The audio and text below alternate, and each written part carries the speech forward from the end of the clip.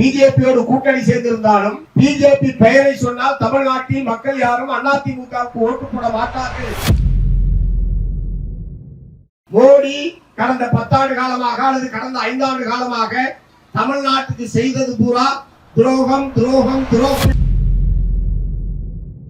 மோடியுடைய பெயரையும் சொல்லுவதற்கு எடப்பாடி அவர்கள் அஞ்சுகிறார். தமிழ் மொழி வளர்ச்சிக்கு இதுவரைக்கும் கடந்த 10 ஆண்டுகளில் தமிழ் மொழி வளர்ச்சிக்கு வெறும் 16 கோடி ரூபாய் தான் மத்திய அரசாங்கம் கொடுத்திருக்கு. நோட்டாவுக்கு போடுற ஓட்டும் விஜய்க்கு போடுற ஓட்டும் ஒண்ணுதான். நோட்டாவுக்கு போட்டா எப்படி எதற்கும் பிரயோஜனம் இல்லையோ அதை போலவே விஜய் அவர்களுக்கு போடுகிற வாக்கும் எந்த விதமான மதிப்பும் இல்லாமல் தான் போகும். திரு எடப்பாடி அவர்களும் திரு விஜய் அவர்களும் பல ஏராளமான வாக்குறுதிகளை கொடுத்து நிறைவேற்ற முடியுமா? ஒருவேளை அவர்கள் நினைத்திருக்கலாம், நாம தான் ஆட்சிக்கே வரப்போறது இல்லையே, எதை சொன்னா என்ன? தமிழகத்தை பாரபட்சமாகவும் ஒரு தமிழகத்தை புறக்கணிக்கக்கூடிய வகையில் தான் பாரதிய ஜனதா கட்சி கடந்த 10 ஆண்டு காலமாக நடந்து கொண்டிருக்கிறது. தோழர் என் பாண்டி அவர்களுக்கு சுத்தியல் அறிவால் நட்சத்திர சின்னத்தை நீங்கள் எல்லாம் வாக்களிக்க வேண்டும். அதிமுக பிஜேபி கூட்டணி தோற்கடிக்கப்பட வேண்டும். நம்முடைய தளபதி ஸ்டாலின் அவர்களுடைய தலைமையிலே மீண்டும் தமிழகத்தில் ஆட்சி அமைக்கப்பட வேண்டும் என்கிற ஒரு நோக்கத்தோடு மாற்று தலைமை கட்சி செயல்பட்டு கொண்டிருக்கிறது. எப்படியாவது தமிழ்நாட்டில் அதிமுக என்கிற முகமூடியை அணிந்து கொண்டு பாரதிய ஜனதா கட்சி தன்னுடைய பலத்தை அதிகரிக்க வேண்டும் என்கிற திட்டத்தோடு அவர்கள் செயல்பட்டுக் கொண்டிருக்கிறார்கள். நீண்ட காலமாக அந்த முயற்சியில் அவர்கள் ஈடுபட்டாலும் அவர்களால் தமிழகத்தில் கால் ஊன்ற முடியவில்லை, வலுப்பட முடியவில்லை என்பது நம் அனைவருக்கும் தெரியும். ஆனால் இந்த தேர்தலை பயன்படுத்தி அதிமுக உள்ளிட்ட கட்சிகளுடைய ஆதரவோடு பாட்டாளி மக்கள் கட்சி ஆகிய கட்சிகளுடைய துணையோடு எப்படியாவது இங்கே அதிக இடங்களில் வெற்றி பெற வேண்டும், அதன் மூலமாக தமிழகத்தை அதிமுக முகமூடியோடு ஆள வேண்டும் என்கிற திட்டத்தோடு அவர்கள் செயல்பட்டுக் கொண்டிருக்கிறார்கள் என்பதை உங்களுடைய கவனத்துக்கு நான் கொண்டு வர விரும்புகிறேன். இந்த நேரத்தில் நீங்கள் ஒப்பிட்டு பார்க்க வேண்டியது பாரதிய ஜனதா கட்சி ஆளக்கூடிய மாநிலங்கள் இப்போது எப்படி இருக்கிறது. உத்தரப்பிரதேசம், மத்திய பிரதேசம், குஜராத், பீகார் போன்ற பல்வேறு மாநிலங்கள், மகாராஷ்டிரா போன்ற பல்வேறு மாநிலங்களில் பாரதிய ஜனதா கட்சியும் அதனுடைய கூட்டணி ஆட்சியும் நடைபெற்றுக் கொண்டிருக்கிறது. தினந்தோறும் பெண்கள் கொடுமைக்கு உள்ளாக்கப்படுகிற மாநிலமாக உத்தரப்பிரதேசம் என்பது இருந்து கொண்டிருக்கிறது. தினந்தோறும் மாநிலத்தின் ஏதாவது ஒரு மூலையில் கலவரம் நடக்காத நாளே கிடையாது. இந்த கலவரத்தை உருவாக்குபவர்கள், பெண்கள் மீதான பாலியல் ரீதியான வன்கொடுமையை நிகழ்த்துபவர்கள் அல்லது ஒரு அமைதியற்ற நிலைமையை ஏற்படுத்துபவர்கள் அனைவருமே RSS கும்பலை சேர்ந்த RSS வழிநடத்தப்படக்கூடிய இந்துத்துவா கும்பல் என்பதை நாம் மறந்துவிடக் கூடாது. ஆகவே இன்றைக்கு தமிழகம் அமைதியாக இருக்கிறது என்று சொன்னால், எந்த விதமான கலவரமும் ஏற்படாமல் தமிழகம் இருக்கிறது என்று சொன்னால், அது திராவிட முன்னேற்ற கழகத்தின் தலைமையிலான ஆட்சியும் அதன் தலைமையில் இருக்கக்கூடிய இந்த முற்போக்கு கூட்டணியும் தான் மிக முக்கியமான காரணம் என்பதை உங்களுடைய கவனத்துக்கு நான் கொண்டு வர விரும்புகிறேன். ஆகவே உத்தரப்பிரதேச மாதிரி தமிழ்நாடு ஆகணுமா அல்லது தமிழ்நாடு இதே போன்ற அமைதி பூங்காவாக தொடர்ந்து இருக்க வேண்டுமா என்பதுதான் இந்த தேர்தலில் நாம் முன்வைக்கக்கூடிய எதிர்கொள்ளக்கூடிய மிக முக்கியமான பிரச்சனை. இரண்டாவது, தமிழகத்தை பாரபட்சமாகவும் ஒரு தமிழகத்தை புறக்கணிக்கக்கூடிய வகையிலும் தான் பாரதிய ஜனதா கட்சி கடந்த 10 ஆண்டு காலமாக நடந்து கொண்டிருக்கிறது. குறிப்பாக தமிழகத்துக்கு நிதி ஒதுக்கீடு செய்வதில் அவர்கள் பாரபட்சம் காட்டுகிறார்கள்.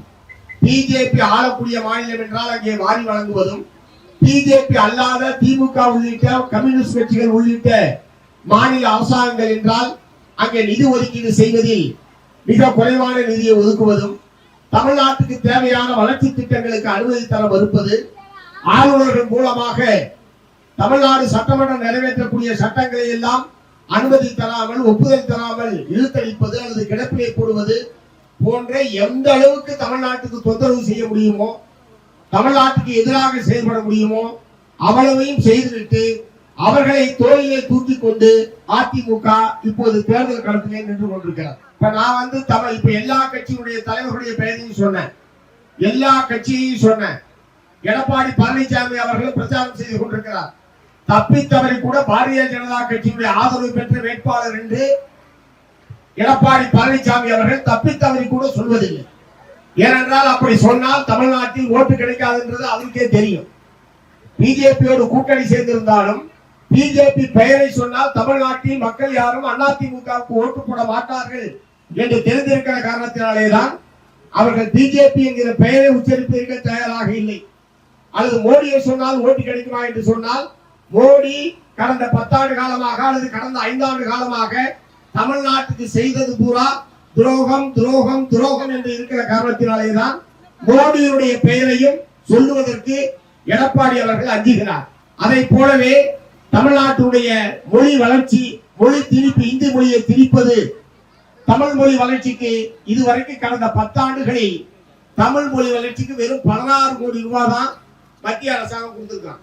ஆனால் சமஸ்கிருத மொழி வளர்ச்சிக்கு 1500 கோடி ரூபாய்க்கு மேல் இந்த 10 ஆண்டு காலத்தில் மத்திய அரசாங்கம் நிதி ஒதுக்கீடு செய்திருக்கிறது.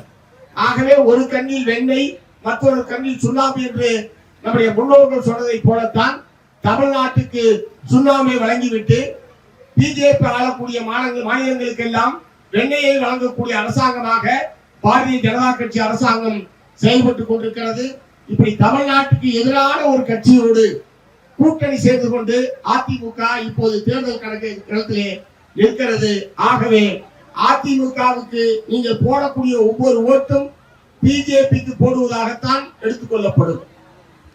எங்களுடைய அணிதான் இவ்வளவு வாக்குகளை பெற்றது என்று அவர்கள் பிரச்சாரம் செய்வதற்கு தான் அது பயன்படும். எங்களுடைய அணிக்கு தமிழகத்திலே இவ்வளவு ஆதரவு இருக்கிறது என்று பின்னால் அவர்கள் சொல்வதற்கு தான் பயன்படும். ஆகவே அதிமுக பிஜேபி கூட்டணியை முழுமையாக தோற்கடிக்கக்கூடிய வகையில் இந்த தொகுதியுடைய மக்கள் தங்களுடைய பெருவாரியான வாக்குகளை சுத்தியல் அறிவால் நட்சத்திர சின்னத்தில் அளித்து அருமை தோழர் பாண்டி அவர்களை பெருவாரியான வாக்கு வித்தியாசத்தில் வெற்றி பெற செய்ய வேண்டும் என்று உங்களை எல்லாம் நான் கேட்டுக்கொள்ள விரும்புகிறேன். மற்றொன்று, இன்றைக்கு புதிதாக ஒரு கட்சி தோன்றி இருக்கிறது. தமிழக வெற்றி கழகம் என்கிற ஒரு புதிய கட்சி என்பது தமிழகத்திலே தோன்றி இருக்கிறது. அவர் சொல்லுகிறார் எனக்கும் திமுகவுக்கு தான் போட்டின்னு சொல்லி. திமுக 20க்கும் மேற்பட்ட கட்சிகளை இணைத்து ஒரு மாபெரும் கூட்டணியை அமைத்திருக்கிறார். அவர் தன்னந்தனியாக நின்று கொண்டிருக்கிறார். இன்னும் சொல்ல போனால் அவர் கட்சி ஆரம்பித்த காலத்திலேயே அதிகாரத்தில் பங்கு, ஆட்சியில் பங்கு என்று ஒரு ஆஃபர்லாம் கொடுத்தாரு. இங்க என்னோட வந்து சேர்ந்தீங்கன்னா ஆட்சியில பங்கு தர்றேன், அதிகாரத்துல பங்கு தர்றேன் என்று ஆஃபர்லாம் கொடுத்தாரு. விஜய் ஆஃபர் கொடுத்ததற்கு பிறகும் சிறிய கட்சிகள் கூட அவரோடு யாருமே இதுவரை செல்லவில்லை. ஏன் யாருமே செல்லவில்லை? ஆட்சியில் பங்கு, அதிகாரத்தில் பங்கு என்று சொன்னதற்கு பிறகும் யாருமே செல்லவில்லை என்றால் என்ன அர்த்தம்? அவரால் வெற்றி பெற முடியாது. அவர் முதல்ல வெற்றி பெற்றதானே மற்றவனுக்கு பங்கு தர்றதுக்கு. அதே வெற்றி பெறுவாரா இல்லையா என்று இருக்கிற நிலையில் மற்றவனுக்கு எப்படி பங்கு தருவாரு? அதை நம்பி எப்படி மற்றவர்கள் செல்வார்கள்? ஆகவேதான் விஜய் அவர்களை நம்பி யாருமே செல்லவில்லை. ஆகவே விஜய் செய்கிற வேலையெல்லாம் வாக்குகளை பிரிப்பது என்பதை தவிர அந்த கட்சியால் தமிழ்நாட்டில் இந்த தேர்தலில் ஒரு இடத்தில் கூட வெற்றி பெற முடியாது என்பதை தமிழ்நாட்டு மக்களுடைய கவனத்துக்கு நான் கொண்டு வர விரும்புகிறேன். ஆகவே நீங்கள் நோட்டாவுக்கு போடுற ஓட்டும் விஜய்க்கு போடுற ஓட்டும் ஒண்ணுதான். நோட்டாவுக்கு போட்டால் எப்படி எதற்கும் பிரயோஜனம் இல்லையோ அதை போலவே விஜய் அவர்களுக்கு போடுகிற வாக்கும் எந்த விதமான மதிப்பும் இல்லாமல் தான் போகும். தமிழ்நாட்டில் 2 அணிகளுக்கு இடையிலேதான் போட்டி. ஒன்று திமுக தலைமையிலான மதச்சார்பற்ற முற்போக்கு கூட்டணி, மற்றொன்று பிஜேபி அதிமுக கூட்டணி. இது 2 தான் இன்றைக்கு தமிழகத்திலே தேர்தல் காலத்திலே நின்று கொண்டிருக்கிறது. இந்த 2 அணிக்கு இடையிலே தான் போட்டி என்பது நடைபெற்றுக் கொண்டிருக்கிறது. ஆகவே இன்றைக்கு நம்ம வீட்டு குழந்தைகள், இளைஞர்கள் ஒரு சிலர் புதிதாக ஒரு கட்சி வந்திருக்கிறது என்கிற முறையில் அவர்கள் அந்த பகுதியினருக்கு வாக்களிப்பதற்கான ஒரு முயற்சியில் ஈடுபட்டிருக்கிறார்கள். நான் அவர்களையெல்லாம் அன்போடு கேட்டுக்கொள்ள விரும்புகிறேன். நீங்கள் போடுகிற ஓட்டு ஒரு புதிய ஆட்சி அமைப்பதற்கான வாய்ப்பை ஏற்படுத்தி தர வேண்டும். நீங்கள் போடுகிற ஓட்டு இந்த வேட்பாளர் எப்படிப்பட்டவர், இவர் வெற்றி பெற்றால் என்ன செய்வார், நம்முடைய தொகுதியில் வரக்கூடியவர் எப்படிப்பட்டவராக இருக்க வேண்டும் என்று ஆழ்ந்து சிந்தித்து நீங்கள் வாக்களிக்க வேண்டும் என்று உங்களை எல்லாம் நான் கேட்டுக்கொள்ள விரும்புகிறேன். தோழர் மார்க்சிஸ்ட் கம்யூனிஸ்ட் கட்சியுடைய சட்டமன்ற உறுப்பினர்களை பொறுத்தவரை சட்டமன்றத்திற்கு எப்படி நாங்கள் தெருவிலே மக்களுடைய பிரச்சனைகளுக்காக, கோரிக்கைகளுக்காக ஆண்டு முழுவதும் போராடுகிறோமோ அது மக்கள் மன்றத்தில் நடத்துகிற போராட்டம் சட்டமன்றத்திற்கு சென்றாலும் மக்களுடைய, குறிப்பாக உழைப்பாளி மக்களுடைய உரிமை குரலை எழுப்புகிற ஒரு நபராகத்தான் அன்பை தோழர் பாண்டி உள்ளிட்ட மார்க்சிஸ்ட் கம்யூனிஸ்ட் கட்சியுடைய அல்லது கம்யூனிஸ்ட் கட்சியுடைய சட்டமன்ற உறுப்பினர்கள் அனைவருமே செயல்படுவார்கள். கடந்த சட்டமன்றத்தில் 2 உறுப்பினர்கள் தான் மார்க்சிஸ்ட் கம்யூனிஸ்ட் கட்சிக்கு, அதே மாதிரி இந்திய கம்யூனிஸ்ட் கட்சிக்கு 2 எம்எல்ஏக்கள். ஆனால் இந்த 4 பேரும் தான் தமிழ்நாடு முழுவதும் வரக்கூடிய எல்லா விதமான கோரிக்கைகளையும் பிரச்சனைகளையும் சட்டமன்றத்தில் பேசிய சட்டமன்ற உறுப்பினர்களாக கடந்த காலத்தில் செயல்பட்டிருக்கிறார்கள் என்பதை உங்களை கவனத்துக்கு நான் கொண்டு வர விரும்புகிறேன். இவர் பழனியிலிருந்து தேர்ந்தெடுக்கப்பட்டாலும் பலனுடைய சட்டமன்ற உறுப்பினர் தமிழ்நாடு முழுவதும் இருக்கக்கூடிய உழைப்பாளி மக்களுடைய உரிமை பிரச்சனைகளை, கோரிக்கைகளை சட்டமன்றத்தில் எதிரொலித்தார் என்கிற பெருமை பழனிக்கு வந்து சேரும். ஆகவே நம்மூர் பிரச்சனையை பேசினாரா, நம்ம தெரு பிரச்சனையை பேசினாரா என்பதை விட ஒரு மாநிலம் முழுவதற்குமான ஒரு பிரதிநிதியாக அன்பு தோழர் பாண்டி அவர்கள் இந்த பழனி சட்டமன்றத்திலிருந்து தேர்ந்தெடுக்கப்பட இருக்கிறார் என்கிற மகிழ்ச்சியான செய்தியை நான் தெரிவித்துக் கொள்ள விரும்புகிறேன்.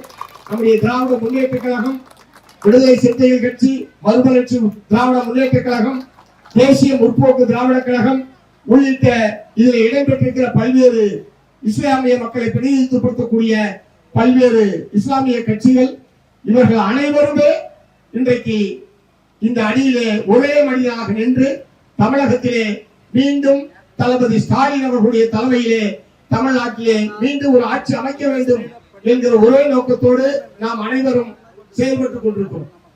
இன்றைக்கு கடந்த 5 ஆண்டு காலத்தில் அவர்கள் கொடுத்த ஏராளமான வாக்குறுதிகளை நிறைவேற்றி இருக்கிறார்கள்.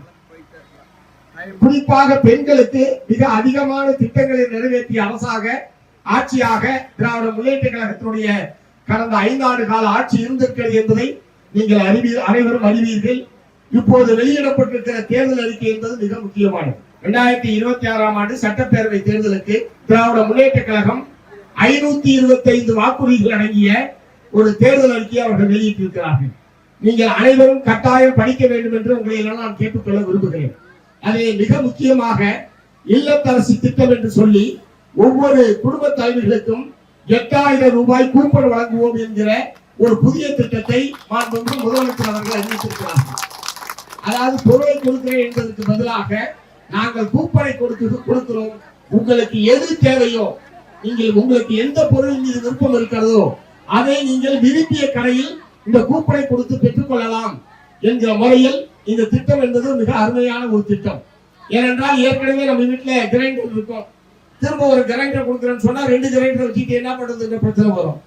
ஃப்ரிட்ஜ் இருக்கும், ஃப்ரிட்ஜ் இன்னொரு கொடுத்தா அதை வச்சுட்டு என்ன பண்றதுன்ற பிரச்சனை வரும். ஆனால் இந்த இல்லத்தரசு கூப்பன் திட்டத்தின் மூலமாக எது வேண்டுமோ அதை நீங்கள் வாங்கிக் கொள்ளலாம். ஆகவே 2 பொருளா போச்சு, என்ன பண்றது, டிவி இருக்கிற வீட்டிலேயே இன்னொரு டிவியை வாங்கி வச்சு என்ன பண்றது அப்படின்ற பிரச்சனைக்கெல்லாம் இடமில்லாமல் தேவையானதை நீங்கள் வாங்கிக் கொள்ளுங்கள் என்கிற முறையிலே தான் இந்த திட்டம் என்பது அறிவிக்கப்பட்டிருக்கிறது. இது பெண்களுக்கான திட்டம் மட்டும் அல்ல, இவ்வளவு கிட்டத்தட்ட 2 கோடிக்கும் மேற்பட்ட குடும்பங்களுக்கு இந்த இல்லத்தரசு கூப்பன் சென்று சேருகிற போது அவ்வளவு பொருட்களையும் உற்பத்தி செய்ய வேண்டிய தொழிற்சாலைகள் பெருகும், வேலை வாய்ப்பு என்பது பெருகும், வியாபாரம் என்பது பெருகும். அது ஏதோ பெண்களுக்கு 8000 கொடுப்பதல்ல, ஒட்டுமொத்தத்தில் தமிழகத்தினுடைய பொருளாதார வளர்ச்சியில் மிக முக்கியமான பங்கை இந்த 8000 ரூபாய் கூப்பன் என்பது ஆக்கப் போகிறது என்பதை நான் இங்கே பெருமையோடு சுட்டிக்காட்ட விரும்புகிறேன். அதை போலவே இலவச மின்சாரத்தை பயன்படுத்தக்கூடிய, விவசாயத்துக்கு இலவச மின்சாரத்தை பயன்படுத்தக்கூடிய 23 லட்சம் விவசாயிகளுக்கும் புதிய மின் மோட்டார் வழங்குவது என்கிற ஒரு வாக்குறுதியை திராவிட முன்னேற்ற கழகம் இந்த தேர்தலில் கொடுத்திருக்கிறது. அநேகமாக எனக்கு தெரிந்து இந்தியாவில் எந்த மாநிலத்திலேயும் புதிய மின் மோட்டார் வழங்குவது இலவசமாக என்கிற ஒரு திட்டம் இந்தியாவில் எந்த மாநிலத்திலுமே கிடையாது. நம்முடைய மாநிலத்தில் மட்டும்தான் இத்தகைய ஒரு அறிவிப்பு என்பது வெளியிடப்பட்டிருக்கிறது. ஆகவே விவசாயிகளுக்கு ஒரு மிகப்பெரிய வரப்பிரசாதமாக இந்த மின் மோட்டார் திட்டம் என்பது அறிவிக்கப்பட்டிருக்கிறது. அதை இது மாதிரி பல புதிய வாக்குறுதிகள் இந்த தேர்தல் அறிக்கையிலே குறிப்பிடப்பட்டிருக்கிறது. கடந்த காலத்தில் கொடுத்த வாக்குறுதிகளில் ஏறத்தாழ 90% வாக்குறுதிகளை திராவிட முன்னேற்ற கழகம் நிறைவேற்றி இருக்கிறது. நான் இடையிலே முதலமைச்சரை சந்தித்து பேசிக் கொண்டிருந்த போது நான் ஒரு கோரிக்கையை வற்புறுத்தினேன் அவரிடம். விவசாயிகள் பெற்றுள்ள கூட்டுறவு கடன்களை தள்ளுபடி செய்ய வேண்டும் என்கிற கோரிக்கையை இந்த தேர்தல் அறிக்கையிலே இல்லை. நீங்க எங்கேயாவது ஒரு பொதுக்கூட்டத்தில் நீங்கள் இதை தெரிவிக்க வேண்டும், இதை அறிவிக்க வேண்டும் என்று நான் அவரிடத்தில் கேட்டுக்கொண்டேன்.